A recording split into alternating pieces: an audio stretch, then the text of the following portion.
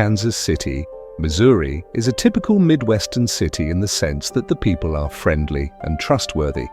Neighborhoods are quiet, and neighbors enjoy spending time getting to know one another.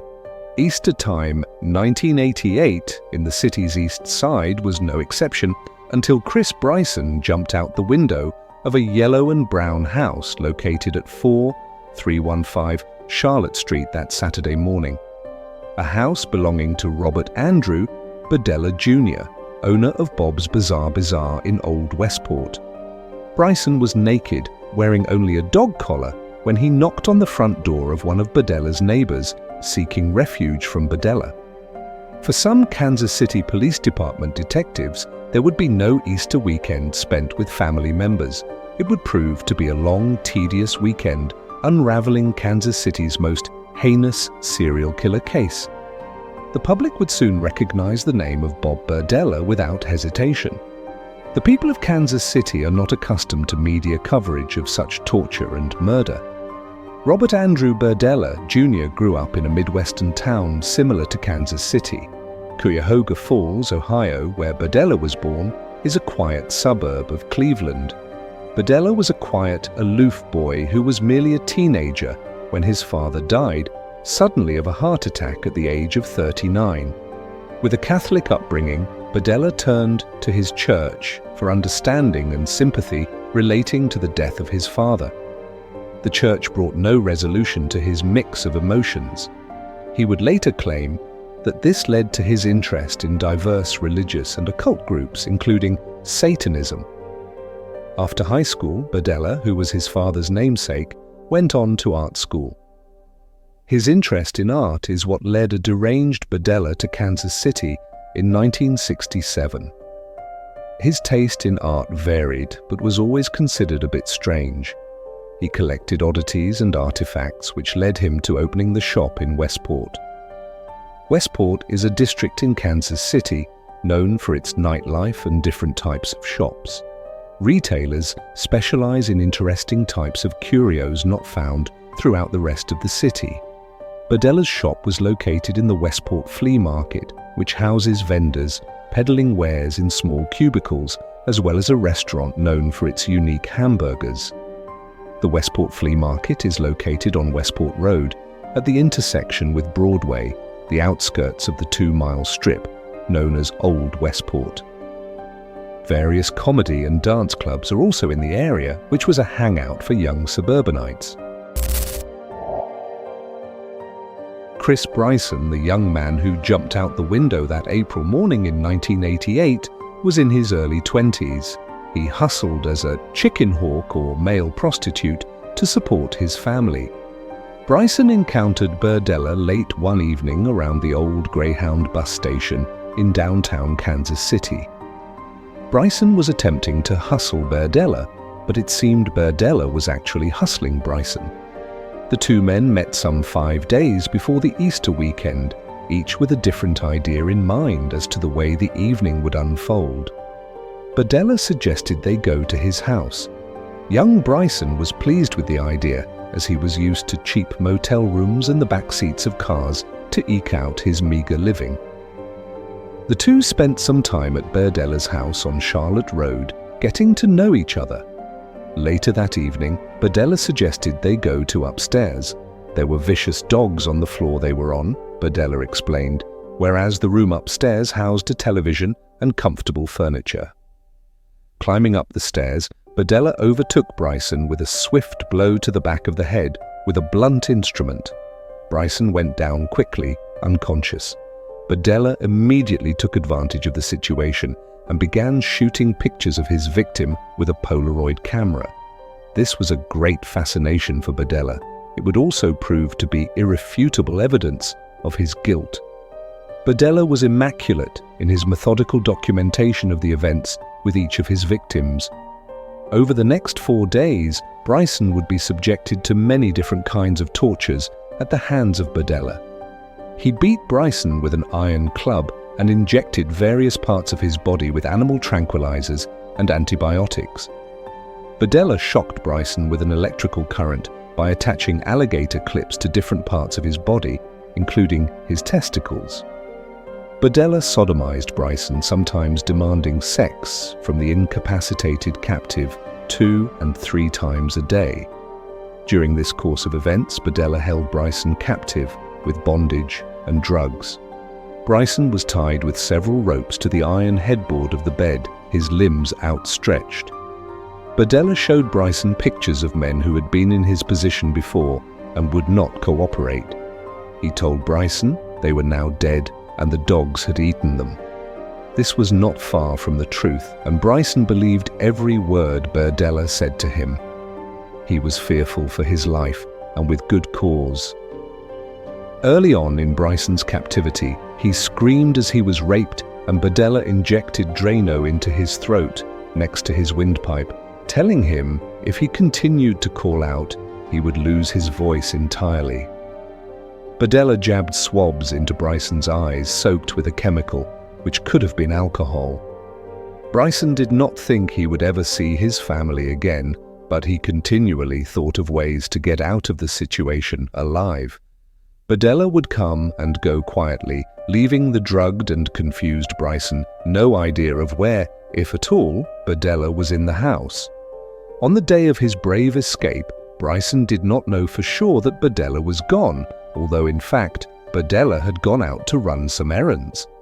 Bryson had been cooperating with Berdella and therefore was allowed to hold the remote control for the television between his knees with his hands while still bound with ropes. He lowered the volume on the television set to determine Berdella's whereabouts. Also, his hands were tied in a different fashion than usual, and he quickly learned how to loosen the ropes. Another treat Bryson received for his cooperation earlier in the day was a cigarette. Berdella tossed the matches by the bed. This combination of events allowed Bryson to make his quick getaway. After freeing a hand from the ropes, he used the matches to burn the rest of the ropes. His mind was racing with thoughts about what Berdella would do to him if he were captured while trying to escape. Naked, with the ropes dangling, he dashed to the window, worrying that it might be locked or nailed closed. It was not, and he quickly broke the glass. Looking down from the second story, he realized he had no choice but to jump from that height. He injured his foot upon landing, but ignored the pain as he ran out into the street to locate the nearest neighbor. The neighbor would not let the naked man into his home, but he did call the police.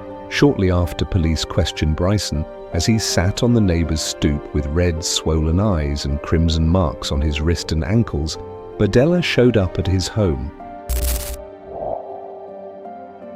Berdella was arrested within minutes of Bryson's complaints, as it was obvious. By looking at him, Bryson was telling at least a partial truth.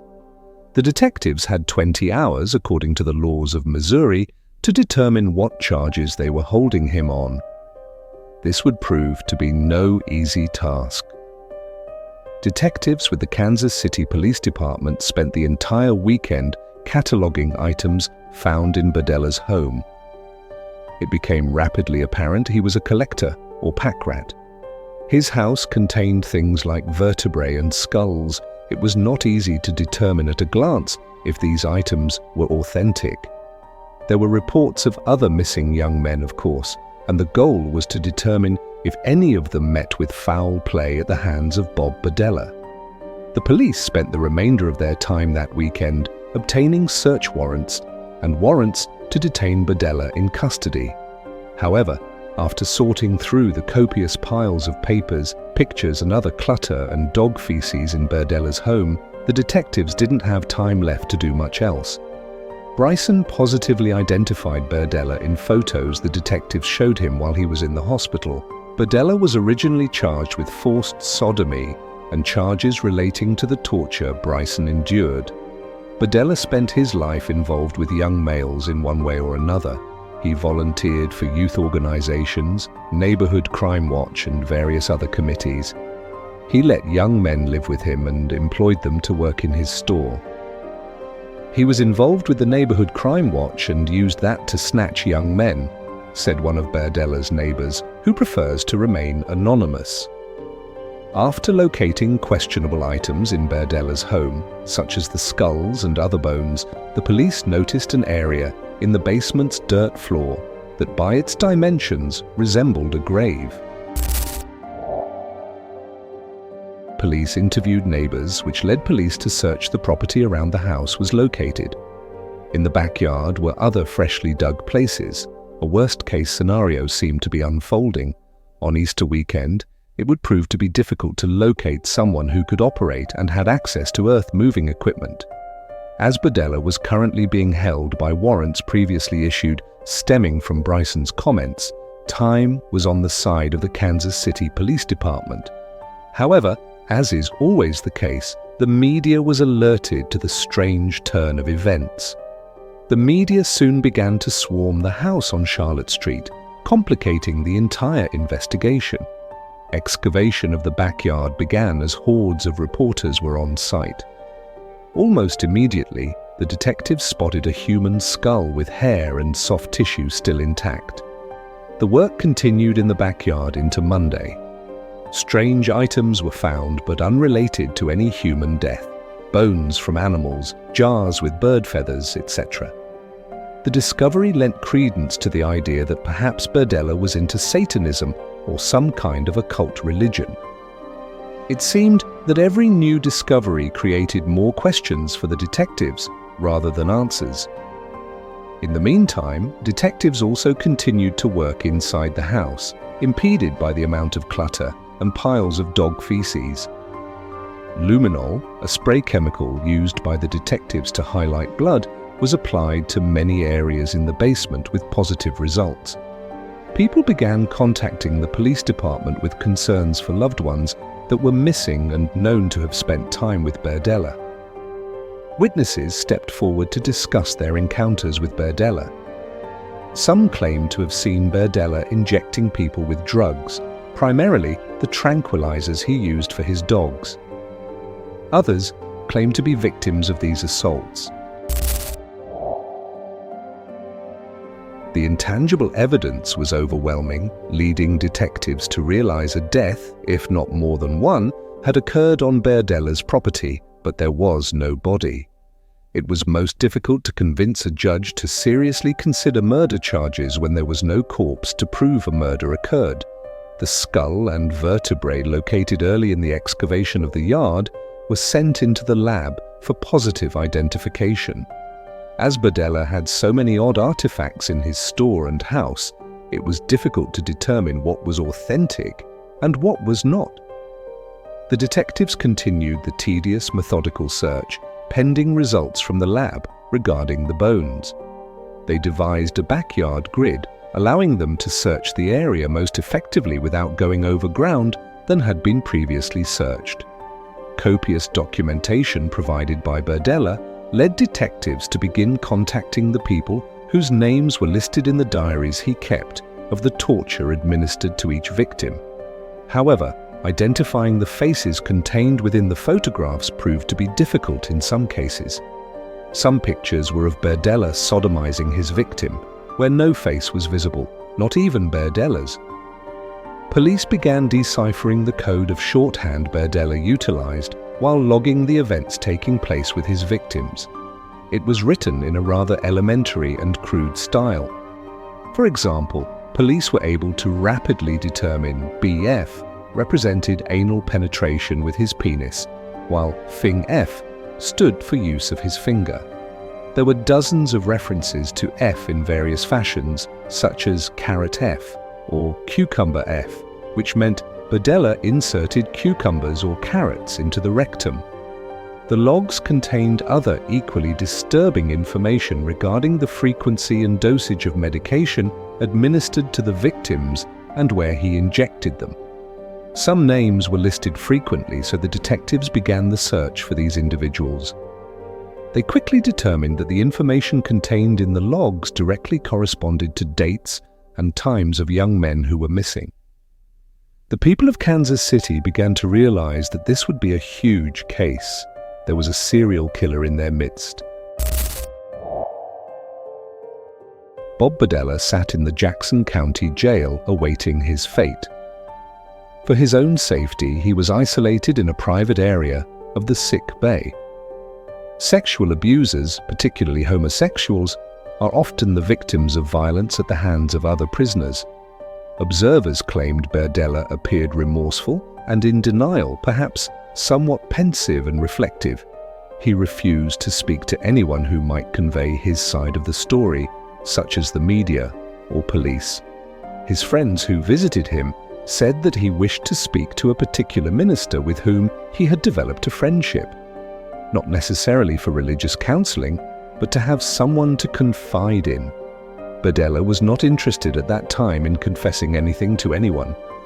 He ignored the entire situation.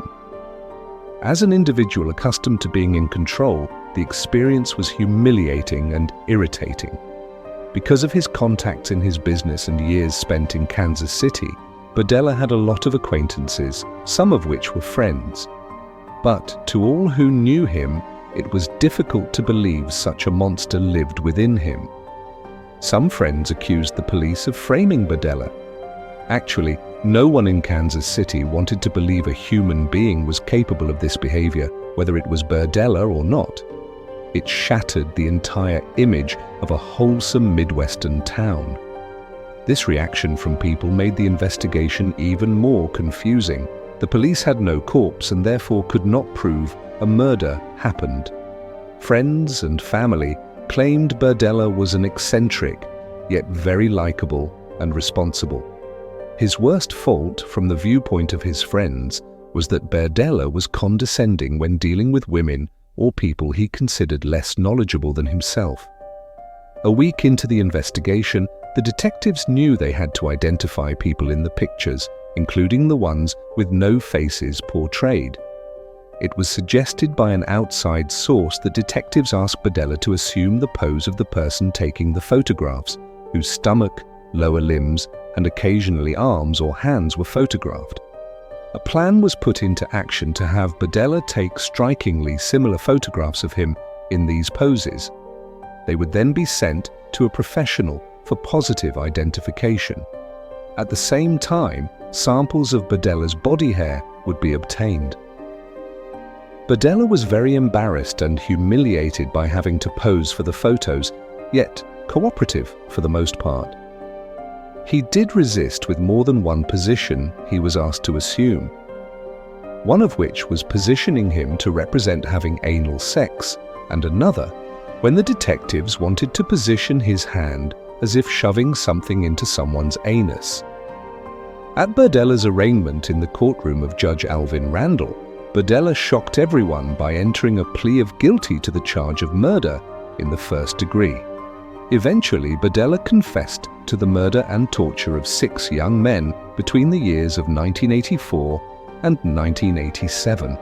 With an uncanny ability to recall detail, he told his frightening story as court reporter Ruth Emma Pietro recorded each grisly event of the carnage in the court record. He enjoyed his moment in the limelight while in the courtroom confessing because he was in total control of the stage. This confession was the only way the detectives had a real case, since the bodies of his victims were never located.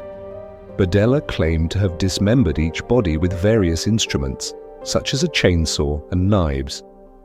Berdella recounted how he placed the bodies in the bathtub and made precise incisions at the elbow joints, legs and groin to allow the blood to drain from his dead victim.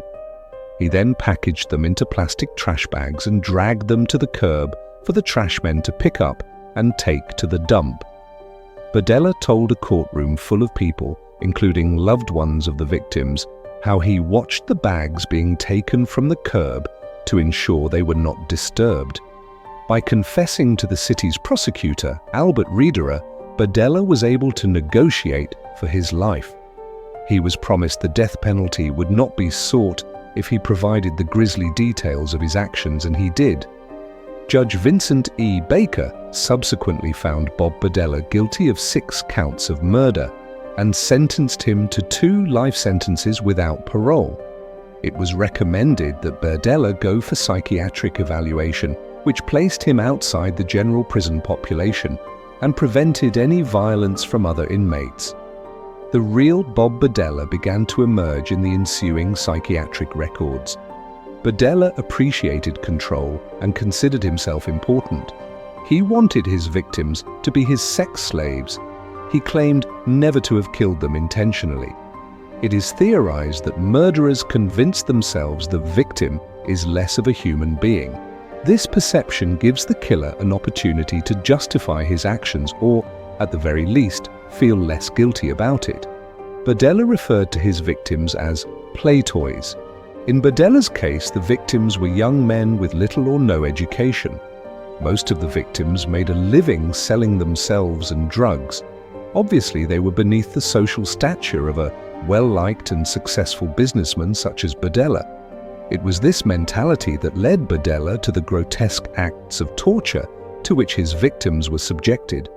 He would befriend them and then deprive them of all emotions and sensations unless administered by him.